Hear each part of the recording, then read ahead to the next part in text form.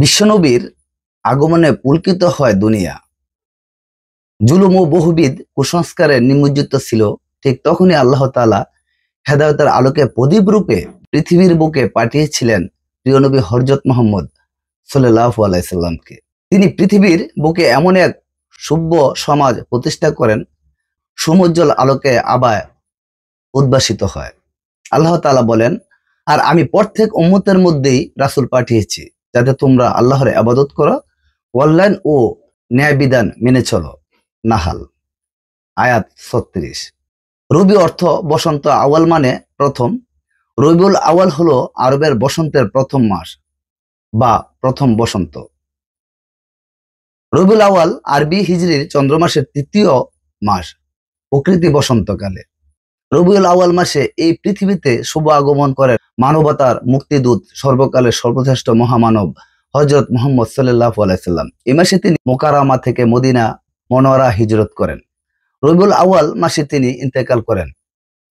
রবিউল আওয়াল মাসের ১২ তারিখ এই দিনটি মিলাদুন নবী সাল্লাল্লাহু আলাইহি সাল্লাম নামে প্রসিদ্ধ লাভ করে। মিলাদুন নবী সাল্লাল্লাহু আলাইহি সাল্লামের এর মূল শিক্ষা মহানবী সাল্লাল্লাহু আলাইহি সাল্লামের ভালোবাসা, কঠোর সাধনায় দাঁত ভাঙ্গা, রক্ত ঝরা, পরিপূর্ণ একমাত্র গ্রহণযোগ্য ধর্ম বা জীবন বিধান ইসলামকে পূর্ণাঙ্গ রূপে সর্বস্তরে বাস্তবায়নের মাধ্যমে সব আল্লাহদ্রোহী শক্তিকে সম্পূর্ণরূপে পরাস্ত করে ইসলামকে গৌরবে প্রতিষ্ঠা করেন।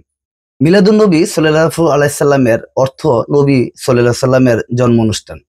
ধীরে ধীরে এর সঙ্গে ঈদ শব্দ যোগ হয়ে ঈদে মিলাদুন নবী সাল্লাল্লাহু আলাইহি সাল্লামের রূপ লাভ করে। আর অর্থ মহানবী সাল্লাল্লাহু আলাইহি সাল্লামের জন্ম উৎসব। এ পর্যায়ে আরেকটি পরিভাষা প্রচলিত হতে থাকে যে সিরাতুন নবী সাল্লাল্লাহু আলাইহি সাল্লাম এর অর্থাৎ নবী সাল্লাল্লাহু আলাইহি সাল্লামের জীবন চরিত্র বা জীবনী আলোচনা অনুষ্ঠান। মিলাদ শব্দের অর্থ আবিধানিক জন্মলগ্ন, জন্মক্ষণ, জন্ম সম্পর্কে আলোচনা। আমাদের পরিভাষা মিলাদ বলতে বোঝা প্রিয় নবী হযরত মুহাম্মদ সাল্লাল্লাহু আলাইহি সাল্লামের জন্ম, জীবনী আলোচনা এবং তার প্রতি দুরূদ ও সালাম পেশ করা। কোরআন কারিমে রয়েছে, নিশ্চয়ই আল্লাহ তাআলা তার রাসূল সাল্লাল্লাহু আলাইহি সাল্লামের প্রতি রহমত বর্ষণ করেন, ফেরেশতাগণ তার জন্য দোয়া করেন, হে বিশ্বাসীগণ তোমার তার প্রতি দুরূদ পাঠ করো এবং যথার্থ রূপে সালাম পেশ করো। সূরা আজাব আয়াত ৫৬।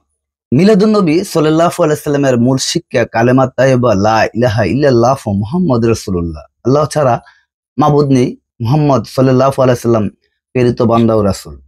আমাদের রাসূল সাল্লাল্লাহু আলাইহি সাল্লামের জন্ম যদি আমাদের না হতেন তাহলে আমরা কিন্তু ইসলাম পেতাম না।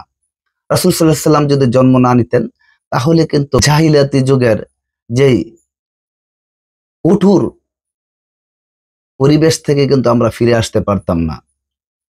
হযরত মুহাম্মদ সাল্লাল্লাহু আলাইহি সাল্লাম আমাদের একজন প্রিয় নবী, তিনি অনেক কষ্ট করেছেন। আজকে আলোচনাটি এই পর্যন্তই। ভালো থাকবেন। আল্লাহ হাফেজ।